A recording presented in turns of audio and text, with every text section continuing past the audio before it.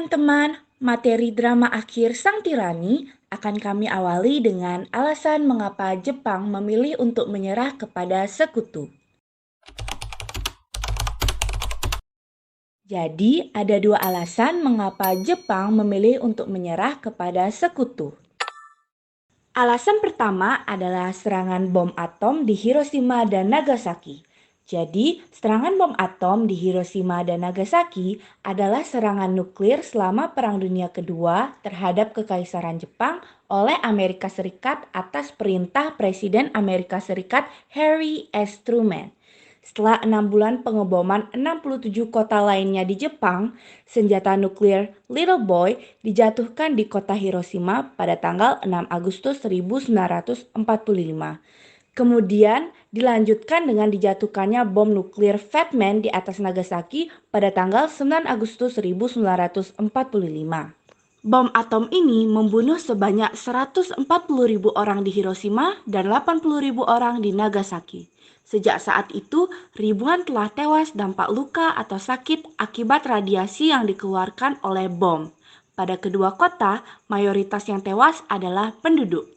6 hari setelah dijatuhkannya bom atom di Nagasaki, atau pada tanggal 15 Agustus 1945, Jepang mengumumkan bahwa Jepang menyerah tanpa syarat kepada sekutu, lalu menandatangani instrumen menyerah pada tanggal 2 September, yang secara resmi mengakhiri Perang Pasifik dan Perang Dunia Kedua. Alasan kedua mengapa Jepang memilih untuk menyerah kepada sekutu adalah penyerangan yang dilakukan oleh Uni Soviet.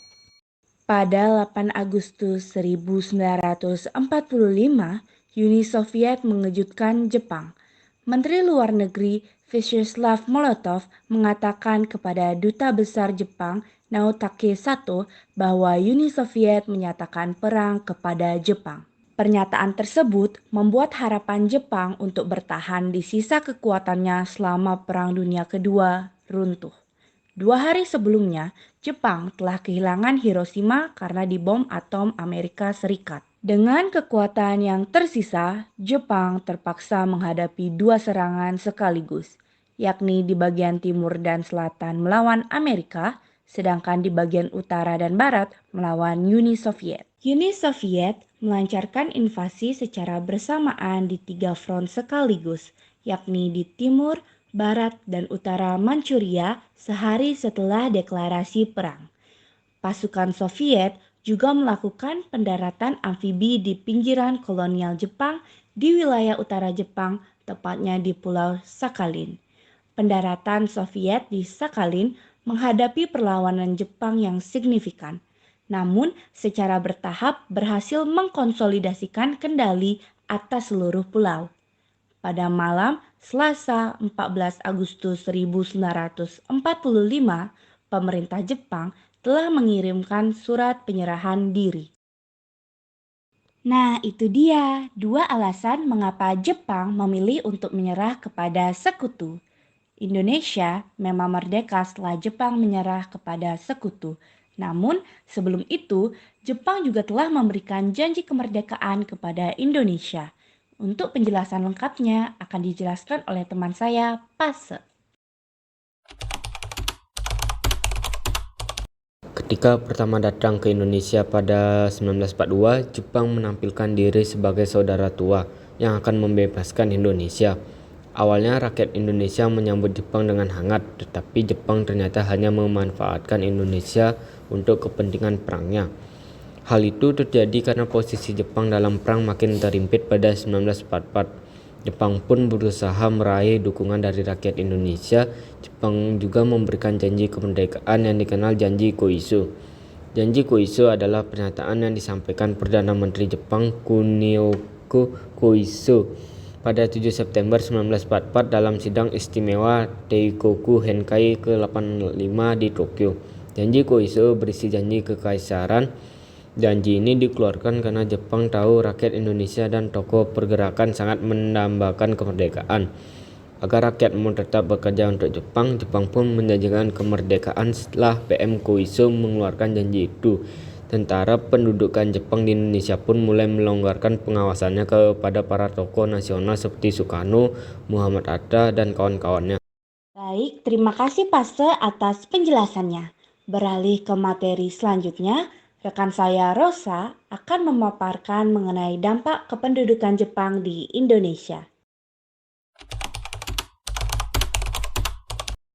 Sekarang saya akan menjelaskan dampak apa saja yang didapatkan pada masa kependudukan Jepang di Indonesia. Kali ini saya akan menjelaskan dampak negatif dari kependudukan Jepang di Indonesia. Yang pertama, ada kerja paksa atau romusa yang dilakukan penjajah Jepang terhadap rakyat di Indonesia. Romusa sendiri adalah suatu jenis pekerjaan paksa yang dibekali langsung junta militer Jepang pada masa kolonialisasi Jepang di Indonesia pada masa Perang Pasifik saat itu. Yang kedua adalah Jepang menyita seluruh kekayaan-kekayaan yang ditinggalkan Belanda seperti bank, pertambangan, pabrik, dan lain-lain yang dimana hal ini menyebabkan Indonesia dilanda kemiskinan serta kelaparan. Yang ketiga adalah perempuan Indonesia yang mendapatkan kekerasan dan pelecehan bahkan memaksa untuk menjadi pemuas nafsu bagi tentara-tentara Jepang yang berada di Indonesia. Setelah tadi saya menjelaskan dampak negatif dari kependudukan Jepang di Indonesia, sekarang saya akan menjelaskan dampak positif dari kependudukan Jepang di Indonesia. Yang pertama adalah, Jepang melarang penggunaan bahasa Belanda dan segala hal tentang Belanda. Hal itu dilakukan Jepang agar memusnahkan pengaruh Barat yang ada di Indonesia. Tetapi, dengan adanya kebijakan ini dapat menguntungkan Indonesia karena bahasa Indonesia dapat digunakan sehari-hari, sehingga resmi ditetapkan menjadi bahasa nasional. Kedua adalah Jepang menyeragamkan sekolah-sekolah dasar di Indonesia agar mudah diawasi. Kebijakan ini berdampak positif bagi rakyat Indonesia, karena anak-anak pribumi dari keluarga miskin yang sebelumnya tidak berhak untuk sekolah, jadi dapat mengenyam pendidikan yang sama dengan anak para bangsawan dan keturunan Belanda. Dan yang ketiga adalah, Jepang memberikan latihan kemiliteran kepada rakyat Indonesia, sehingga menguntungkan Indonesia karena dapat menjadi bekal kalau mendapat serangan dari tentara sekutu. Nah, materi selanjutnya adalah perlawanan rakyat Indonesia terhadap Jepang. Saat masa penjajahan Jepang, banyak masyarakat Indonesia di berbagai daerah melakukan perlawanan terhadap Jepang. Untuk lebih lengkapnya akan dijelaskan oleh kedua rekan saya, Vera dan Putra. Perlawanan COT Pling Bayu Aceh yang dipimpin oleh Teuku Abdul Jalil. Perlawanan ini bisa terjadi akibat Jepang yang mewajibkan rakyat Aceh untuk melakukan sekre. Perlawanan rakyat di Biak, Papua. Perlawanan ini dilakukan oleh gerakan Kerori di bawah pimpinan L. Rumkurem. Perlawanan ini bisa terjadi akibat Jepang yang perlakukan rakyat Biak secara keji dan menjadikan mereka budak. Perlawanan rakyat Singapura, Tasikmalaya, yang dipimpin oleh Kahi Zainal. Perlawanan ini berawal dari Jepang yang memaksa santrin-santrin pesantren Sukamana untuk melakukan sekre. Lalu ada perlawanan di daerah Indramayu di bawah pimpinan Haji Madrias. Penyebabnya adalah rakyat Indramayu tidak tahan terhadap kekejaman yang dilakukan serdadu Jepang. Lalu, perlawanan rakyat Kalimantan yang dipimpin oleh Pangsuma, pimpinan suku Dayak. Hal ini terjadi karena seorang pegawai Jepang dipukuli oleh orang Kalimantan karena Jepang bertindak sewenang-wenangnya. Yang terakhir, terjadi pemberontakan tentara peta di Blitar di bawah pimpinan Supriyadi. Pemberontakan tersebut sangat merepotkan pemerintah penduduk Jepang dan hampir diikuti oleh seluruh anggota batalion. Wah, betapa hebatnya perlawanan yang telah dilakukan oleh masyarakat Indonesia. Akhirnya setelah berjuang melawan Jepang, Indonesia dapat mencapai kemerdekaannya juga. Tetapi sebelum kemerdekaan, banyak hal yang harus dipersiapkan. Oleh karena itu, dibentuklah suatu badan persiapan bernama PPKI. Rekan saya, Vina, akan memaparkan lebih detail mengenai PPKI kepada teman-teman sekalian. Selanjutnya, kita akan membahas mengenai PPKI. PPKI atau Panitia Persiapan Kemerdekaan Indonesia merupakan badan yang dibentuk untuk meneruskan persiapan kemerdekaan. Dalam bahasa Jepang, PPKI dikenal sebagai Dokuritsu Junbi Inkai, di mana dibentuk pada 7 Agustus 1945 setelah BPUPKI dibubarkan. Nah, untuk mencapai tujuan pembentukan PPKI, pada 8 Agustus 1945, 3 orang tokoh yakni Insinyur Soekarno, DRS Muhammad Hatta, dan DRKRT Rajiman Widyodiningrat menemui Jenderal Besar Terauchi Saiko Shikikan di Saigon. Dalam pertemuan tersebut, Insinyur Soekarno diangkat sebagai Ketua PPKI dan Muhammad Hatta sebagai wakilnya. Dalam mempersiapkan kemerdekaan Indonesia, PPKI melibatkan sejumlah anggota yang berasal dari tokoh nasional tiap daerah. Adapun tokoh tersebut ialah 12 orang dari Jawa, 3 dari Sumatera, 2 dari Sulawesi, 1 orang dari Kalimantan, 1 dari Nusa Tenggara, 1 dari Maluku, serta 1 orang dari golongan Tionghoa. Nah, peran PPKI pada 14 Agustus 1945, Jepang menyerahkan kepada sekutu. Inggris diberi tugas oleh sekutu untuk menjaga wilayah Asia, termasuk Indonesia. Namun saat itu, Inggris belum sampai ke daratan Nusantara.